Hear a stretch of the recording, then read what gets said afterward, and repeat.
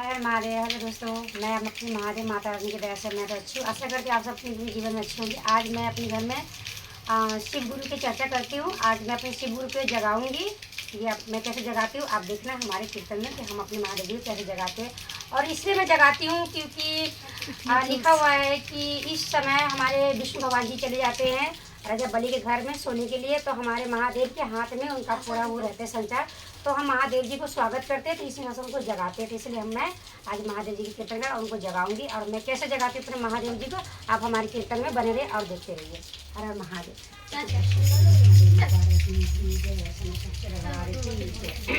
Start मत करो अभी।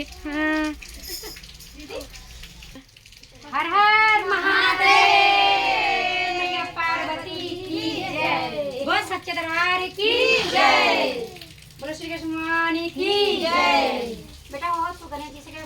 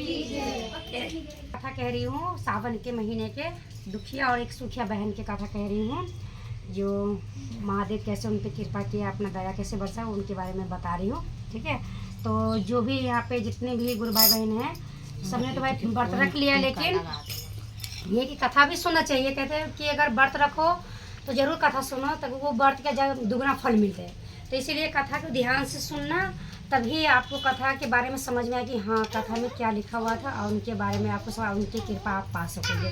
तो कथा का ध्यान से सुनना। तो इसे एक नगर में एक दुखिया नाम के एक सुखिया नाम के बहन रहती, 2 बहन। तो वो दोनों बहनें ऐसे सावन के महीने आया तो अपने भाई के पास राखी बांधने के लिए जब वो जा रही थी, तो सुखिया बहन को तो उन्होंने बोला कि हाँ अपना आ जाना, भाई को राखी बना। जो दुखिया बहन थे उनको उसके भाभी ने उनको नहीं बोला लिए। फिर भी ये दुखिया बहन सोची कि मेरे को तो किसी ने खबर नहीं किया, लेकिन फिर भी मेरा भाई बहन का रिश्ता है, तो मैं अपने भाई के पास तो मैं ज़रूर जाऊंगी। तो उनके पास इतना नहीं धन था कि वो राखी भी खरीद सके, ना उनके पास पैसा था कि वो मिठाई भी ले सके। तो उसने क्या काम करा, उनके घर में एक सूती कपड़ा रखा, कपड़ा में से उन्होंने ऐसे फाड़ लिया और एक धागा बना के उसने सोचा चल मेरा भाई के पास जाऊंगी, मैं यही राखी समझ के मैं इसी अपने भाई के कलाई में बांध दूंगी, तो इसी से मेरा भाई मतलब खुश हो जाएंगे। तो उसने एक कपड़ा ऐसे फाड़ा और उनके हाथ में, उनके घर में कुछ नहीं था, उनके घर में धान के लावा थे, जो लावा नहीं होते जो दिवालियों से में रखते उनको, तो वही लावा लेकर वो उनके घर चले गए, अपने भाई के घर चले गई। वो जब अपने भाई के घर गई तो शाम बेर हो गया, तो उनके भाभी बोलने लगी कि इस शाम को कौन आते राखी बांधने। तो उनको पूछा भी नहीं, बैठने के लिए भी नहीं, और अंदर बुलाने के लिए, और अपने भाई को बोला कि तुम अंदर, उसने अपने घर वाला को बोला कि तुम अंदर चले जाओ कि राखी के टाइम निकल गया, अब राखी बांधने का टाइम नहीं है। और उसी टाइम उनकी बहन आई, सुखिया बहन, तो उनको अंदर बैठा कर अच्छे से राखी उखी बनवा लिया, उनको विदाई सब कर दिया। तो ये दुखिया बहन जो थी उनको बहुत बुरा लगा कि मेरे भाई बहन के पास तो धन दौलत है, तो उनको इतना सम्मान मिला, और मेरे पास नहीं है धन दौलत। तो मेरे भाभी ने मुझे बैठने के लिए भी नहीं पूछा कि हाँ अंदर आके बैठ जाओ, तो मुझे बाहर से उन्होंने भगा दिया। तो ये बहुत इनका मन दुखी हुआ। तो दुखी मन से आते आते ये रोने लग गई। तो वहाँ पे एक नाग नागिन नीचे रहते थे, नदी किनारे में रो रही थी। तो एक नाग देवता जो थे नदी के पास में, तो उनका रोआई उनको देखा नहीं गया। तो उन्होंने बताया कि कौन है इतना दुखियारी जितना तेज से और ऐसे से रो रही, से जाकर थोड़ा सा ऊपर देखो जाकर कि कौन रो रहे हैं।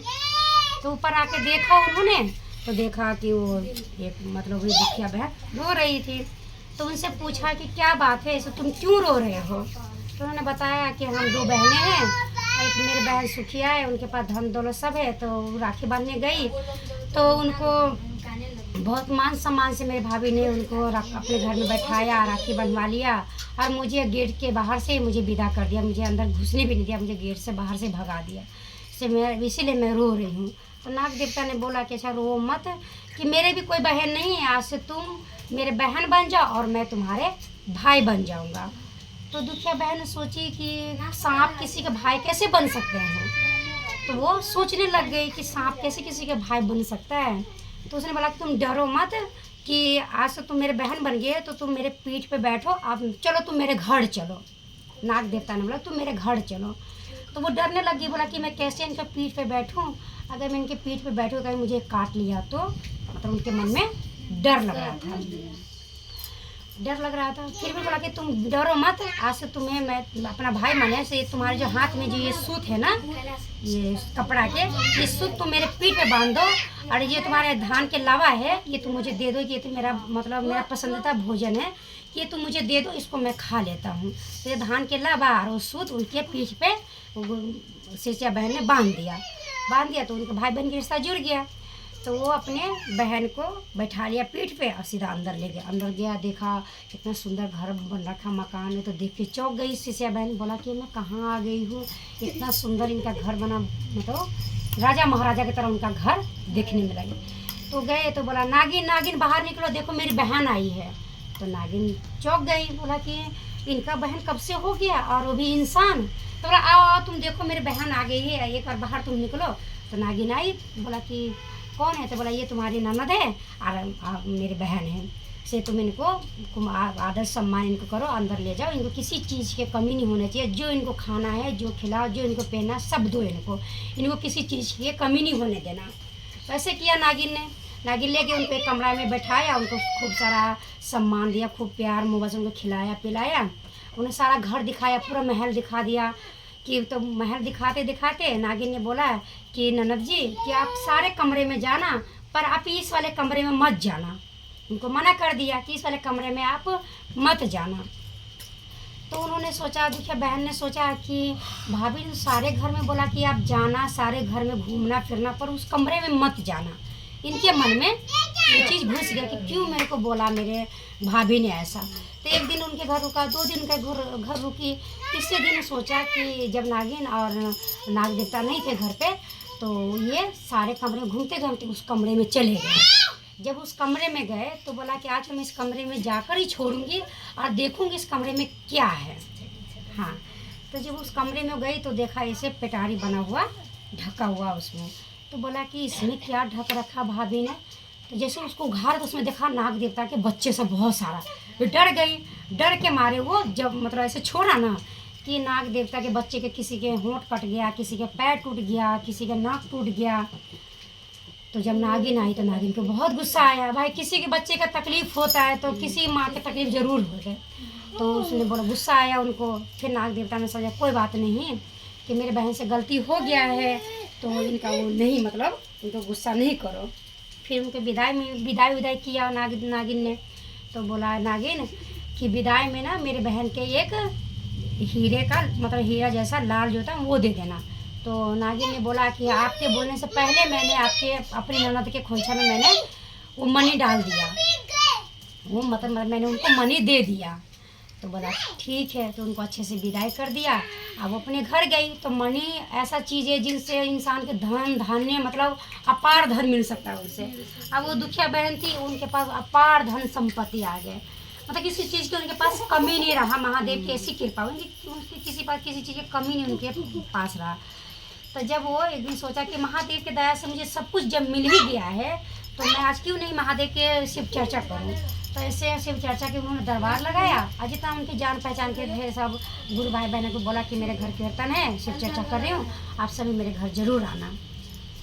तो सबको बोला। तो सब गुरु भाई बहन उनके घर पे आ गए।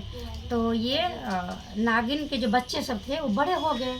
तो बड़े हो गए तो इन्होंने एक दिन पूछा कि मम्मी कि हम सारे भाई बहन ऐसे ही पैदा लिया था कि किसी के होंठ टूट के रखे, किसी के पैर टूट गया, किसी का नाक टूट गया और किसी को होंठ काटा हुआ है। तो उसने बोला नहीं बेटा, ऐसे तुम सब अच्छे पैदा लिए थे कि तुम्हारी एक बुआ जो आई थी ना, वो बुआ ने मतलब डर के मारे जब तुम्हें देखा ना तो डर के मारे उन्होंने जब वो ढक्कन छोड़ा तो वो तुम्हारे हाथ पर कट कुट गया। तो बोला अब तो मैं बुआ को नहीं छोड़ूंगा, उनको तो मैं डस के रहूँगा। उनके मन में गुस्सा आ गया कि मेरी बुआ ने मेरे हाथ पर सारे भाई बहन का अपाहिज कर दिया तो उनको भी नहीं छोड़ूंगा मैं। तो वो ऐसे दरबार लगा रखे थे महादेव जी के और ऐसे करके दया मांग रहे थे कि हे महादेव जी मेरे गोटुटवा भतीजा जिए, हे महादेव मेरे नकटुटवा भतीजा मतलब जितने के मेरे पैर टुटवा भतीजा जिए, कि मेरे सारे भाई भतीजा और मेरे भाभी सब जिए, सब अमर बन के रहे महादेव जी। तो महादेव जी से ऐसे दया मांग रहे थे वो। तो दया मांग रहे सारे भाई बहन नाग देवता के सारे बच्चे ऐसे धूका लग के सुन रहे थे। तो बोला कि हम तो बुआ को काटने के लिए आए थे, डसने के लिए, और देखो हमारी बुआ हमारे लिए लंबी उम्र और हमारे लिए दया मांग रहे हैं कि चलो भाई हम अपनी बुआ को नहीं डसेंगे, उनको नहीं काटेंगे। तो सारे भाई बहन अपने घर चले गए और उनको मतलब कुछ नहीं किया, अपनी बुआ को कुछ नहीं किया। तो देखो गुरु भाई बहन, तो दया किनका हुआ? दया हमारे महादेव जी के हुआ। अगर उस दिन वो शिव चर्चा अगर नहीं करती रहती, महादेव से दया नहीं मांगती रहती तो उनको जरूर डस लेते है ना, उनको काट लेते। गुस्सा में वो आ रखे थे उनको तो काट लेते। तो ये महादेव जी का हमारे दया था कि जो भी काल आया वो काल बाहर से टल गया, अंदर तक वो काल नहीं आ पाए। तो इसीलिए गुरु भाई बहन बोलूँगी कि जितने भी लोग हैं महादेव की शिष्य बनाओ और शिव चर्चा जरूर करो। हर हर महादेव, माँ पार्वती की जय, बस सच्चे दरबार की जय।